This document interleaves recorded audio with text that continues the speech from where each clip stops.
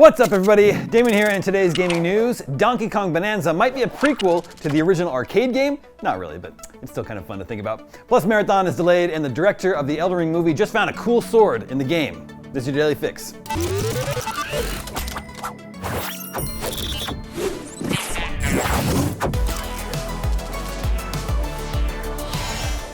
Nintendo has revealed new Donkey Kong Bonanza gameplay details in today's Direct, which has also confirmed that Pauline from Super Mario Odyssey and the original Donkey Kong will be your sidekick.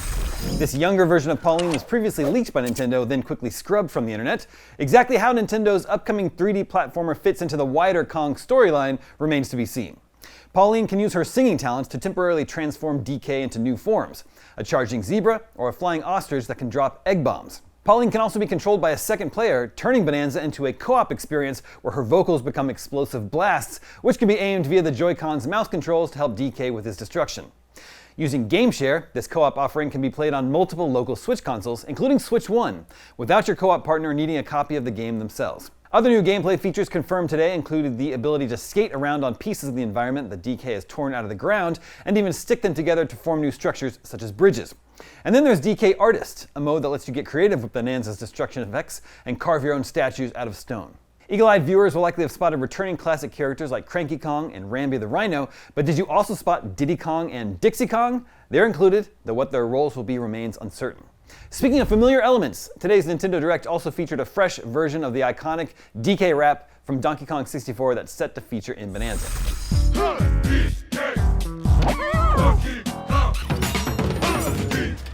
When it comes to moving between layers, subterranean eels have your back. These eel evaders. One notable omission from the Nintendo Direct was any confirmation as to which development team is behind Donkey Kong Bonanza. Fans had previously speculated that the game is the work of the company's talented Super Mario Odyssey crew.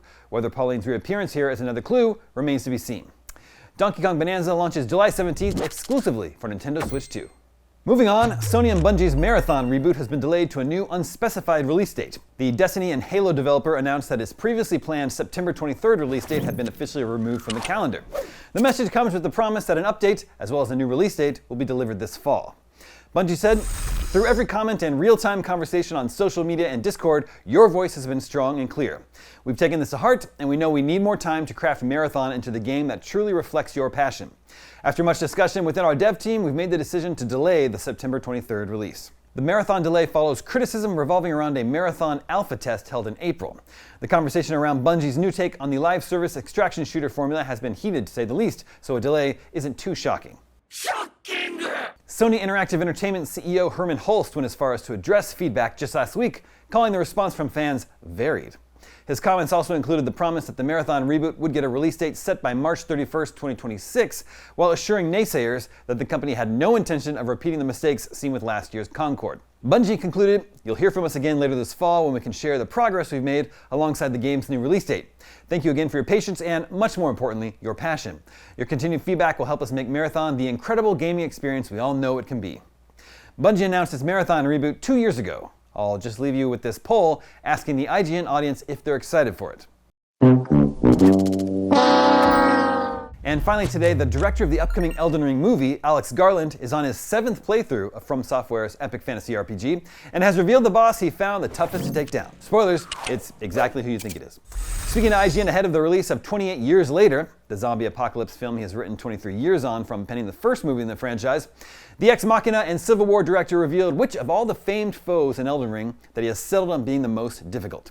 Garland explained, "No, it's Millennia. It's the tough one. I'm now on the 7th playthrough of that game. I've leveled up. I've got lots of juice and cool sword and stuff like that.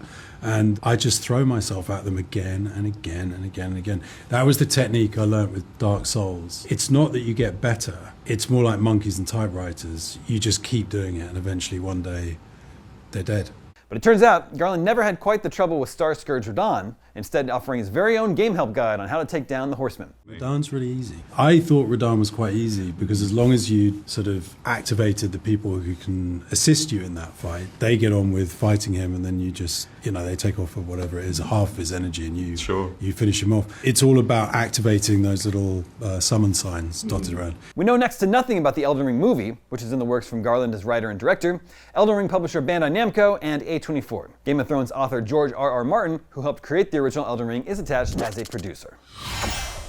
And that's your Daily Fix for Wednesday, June 18th. Now that you're caught up on the news, watch that full Donkey Kong Bonanza Direct. I'm Damon Hatfield, and for all your video game news, stay tuned to IGN.